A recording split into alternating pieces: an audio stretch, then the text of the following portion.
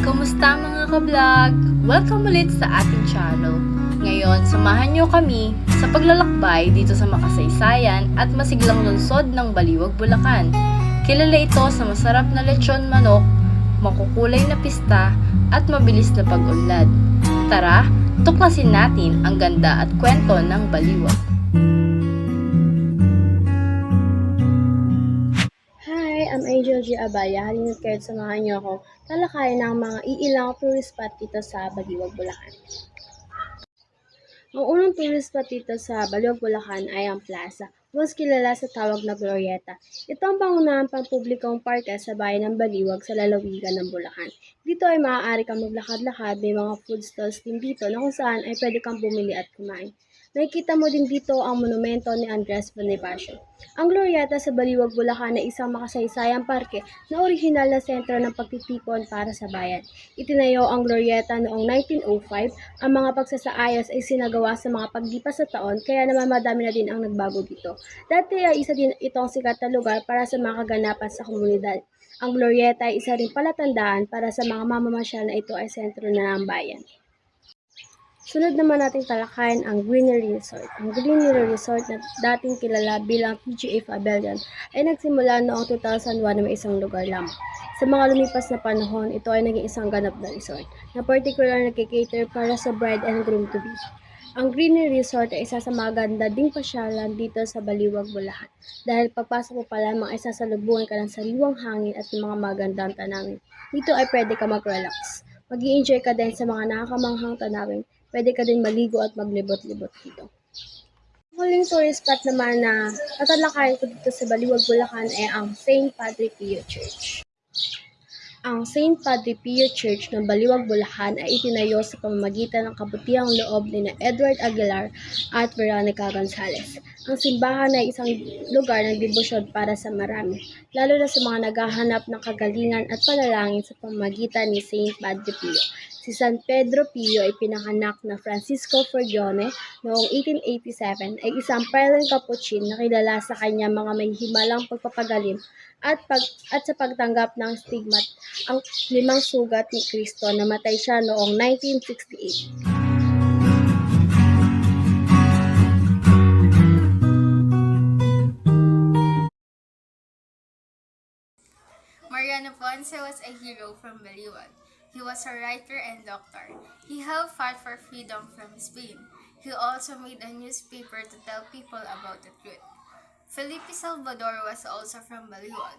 He was a leader who fought against the Americans. He made a group called Santa Iglesia. He believed in God and freedom. These two men are remembered as heroes of Baliwag. History of Baliwag is a town in province of Bulacan, Philippines. It became a town on May 26, 1733. Spanish priests helped build the town. They also built the Baliwag Church. This church is one of the most and oldest beautiful in Bulacan. During the Spanish time, Baliwag was known for its beautiful houses and rich culture.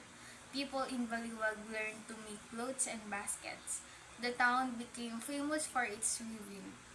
In 1899, the first election in Philippines was held in Baliwag. This was during the time of the Philippine and American War. It was a very important event in our Philippine history.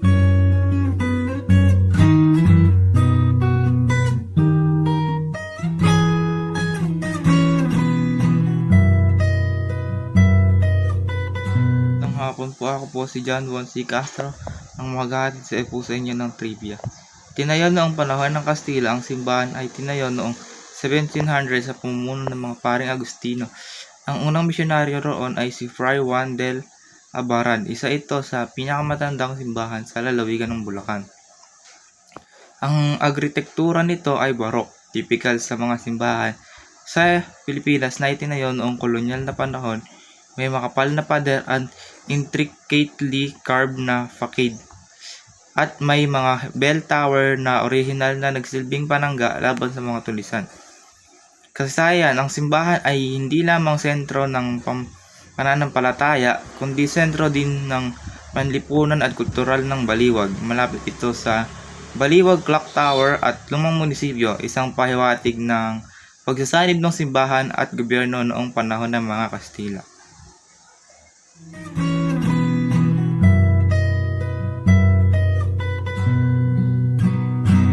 Hi! I'm Angela. Dumako naman tayo sa isa sa sikat na pagkain sa Baliwag. Noong 1985, itinatag ni Dwight at Dolores Salcedo ang Baliwag Lechon Manok na isang maliit na negosyo sa Bulacan. Sa paglipas ng panahon, pinalawak nila ang iba pang sikat na item tulad ng yempo at chicharon at pinalawak ang kanilang negosyo upang isama sa mga restaurant at fast food outlet na ginagawang isang iconic na Filipino brand, ang Baliwag.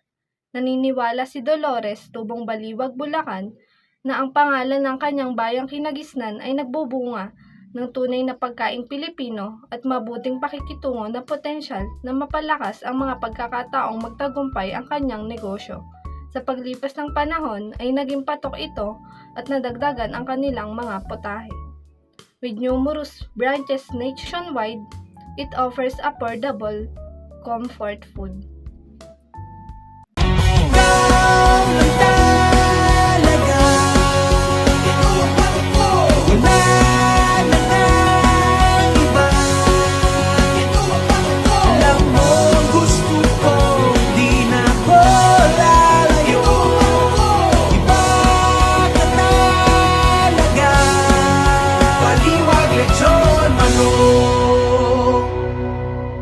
Hello guys, ako nga pala si Angelica S. Angelo.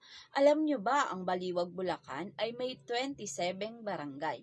Unang-una na dito ang Bagong Nayon, Barangka, Kalantipay, Katulinan, Concepcion, Hinukay, Makinabang, Matantubig, Pagala, Paitan, Piel, Pinagbarilan, Poblasyon, Sabang, San Jose, San Roque, Santa Barbara, Santo Cristo, Santo Niño, Subic, Suliban, Tangos, Tarcan, Chaong, Tibag, Tilapayong, Virgen de las Flores. Ayan ang 27 barangay sa Baliwag, Bulacan. Alam nyo ba na bawat barangay ay may kanya-kanyang pinagmamalaki sa magagandang tanawin? Sa barangay Santa Barbara, pinagmamalaki nila ang kanilang simbahan na tinatawag na Padre Pio, kung saan makikita na bawat linggo ay nagtitipon-tipon ang mga tao upang magsimba. Dumako naman tayo sa Barangay Poblasyon. Dito matatagpuan ang Baliwag Church St. Agustin Parish Church, isang makasaysayang simbahan na itinayo noong 1733 at kilala sa kanyang magandang arkitektura. Barangay Santa Barbara, kilala sa Sub-Parish Church of Santo Cristo, isang lumang simbahan na mayamang kasaysayan at mahalagang kaganapan sa relihiyon. Barangay Makinabang. Dito matatagpuan ang Our Lady of Most Holy Rosary Parish Church, na kilala sa malalaking prosesyon tuwing pista. Barangay Virgen de las Flores, kilala sa mga tanawin ng kalikasan at mga lokal na produkto tulad ng mga buntalhat na gawa sa mga dahon ng buri.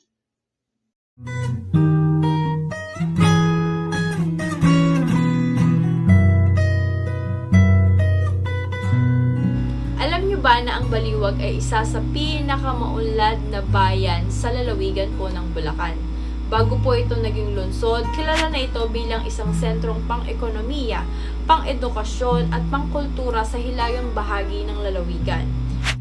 Subalit, ang paglalakbay nito patungo sa pagiging ganap na lungsod or component city ay hindi po basta-basta. Dumaan po ito sa masusunod proseso ng batas, pagsusuri at pagsang-ayon ng mga mamamayan.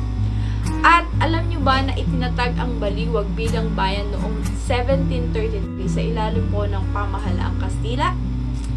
Sa paglipas naman po ng panahon, naging sentro po ito ng kalakalan, edukasyon at relihiyon sa Bulacan.